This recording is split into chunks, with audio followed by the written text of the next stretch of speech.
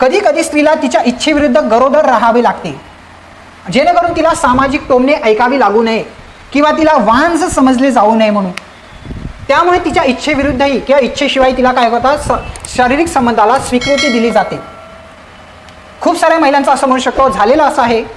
की तिची इच्छा नसून सुद्धा तिला त्या गरोदर झालेल्या आहे